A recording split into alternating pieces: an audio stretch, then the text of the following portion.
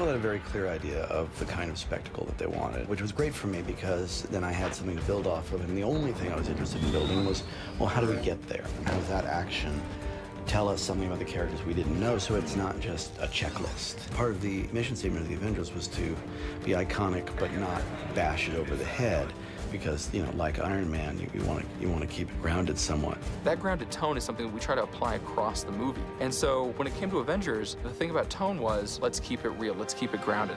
Let's see what would happen if we put all these people together and this situation really occurred. And I think that's why the opening sequence, this big research facility exploding, I think it's really important that we see it really collapse and that it has a real world implication. And that really Fury's shaken to the core by it. Coulson, get back to base.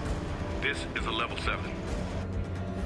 As of right now, we are at war. The NASA facility in Cleveland was a spectacular location. We wanted a location that you can believe is a mile underground that had very impressive architecture to reveal our villain. When they found this location, we looked at that and we said, wow, we have to shoot here. This is really a one-of-a-kind, amazing facility. It's the largest space simulation facility in the world. What we're standing in here is the vacuum chamber. This is where we simulate those conditions in space. And in space, you have no air. It's just a vacuum. So we can pull all the air out of this chamber and simulate those conditions. And being a chamber of this size, as you can see, 122 feet tall and 100-foot diameter, it's really a magnificent sight.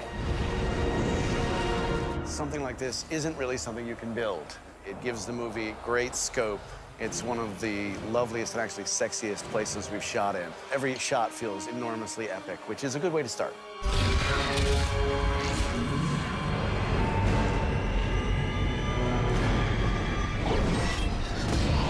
The technology of S.H.I.E.L.D., which up to this point has been a few nifty gadgets, but mainly a lot of sedans and futuristic-looking cars and things like that. Well, in this movie, we introduce what comic fans always sort of thought might be just out of frame or just above the clouds in some of the other films, the helicarrier.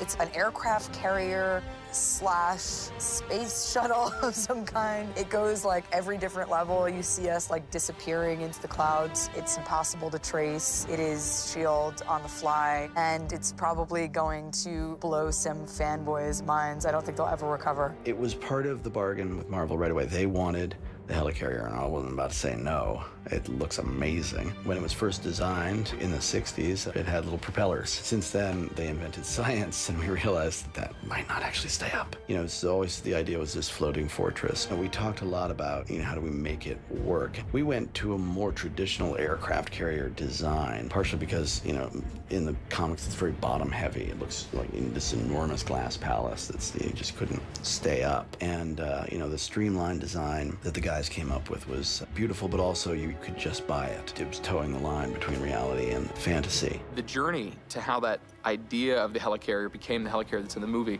has been really interesting. It was kind of late in the process of the story development where we said, you know what, we should see the helicarrier take off out of the water. We shot it on a parking lot in Albuquerque for all the scenes that has Mark Ruffalo and Scarlett and Chris. Pretty much that's all that is real. There's a few people walking around, there's a couple of trucks, there's I think 1 or 2 planes are real, but everything else is completely digital.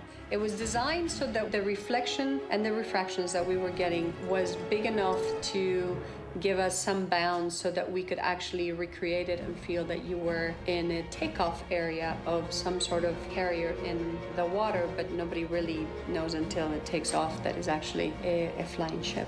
You need the audience to experience it with Steve and Bruce, who really are, more than anybody else on the team, audience identification figures. To experience with them both the magnificence and the absurdity of this thing is taking off or flying. And that sequence became actually a very important part of the emotional journey of the thing. That is beautiful imagery. That is actually beautiful imagery. It really is. When Captain America and Bruce Banner walk onto the helicarrier for the first time, you can see it in their eyes. They're impressed. I mean, everyone who walked onto the set was impressed. So you bring them on the set for the first time, it is truly a wonder. I'm really looking forward to all aspects of shooting in here. It's such a beautiful place to explore photographically. All sorts of lovely foreground detail that James Chinland, the designer, has given us. So, I mean, it's a whole panoply of angles. I mean, I'm in options paralysis where we're like going, my God, every angle is a good one. Just going, you know, my relationship to Jeremy to sort of hold that relationship. When the action really ramps up and we can really start working with dynamic camera moves in here, which will allow us to track over and around all these consoles and create a sense of movement and dynamism. It's a pretty awesome set to have my own place of power where I actually control the ship, control everything that happens on it. It's a pretty great feeling. It gives you a sense of power and the sense of urgency and busyness that a big ship like that would have. The fact that we could get all the superheroes together and come there is pretty impressive in itself. We get into a situation like this again, what happens then? They'll come back. I write for visual moments, particularly something like this. When these guys create something where you see the team together, or you see someone in the environment, or you see the actor doing the action, everybody on board suddenly is seeing either what I saw or what I'm really glad they saw. You see any of these things realized, and you go, oh, it looks awesome.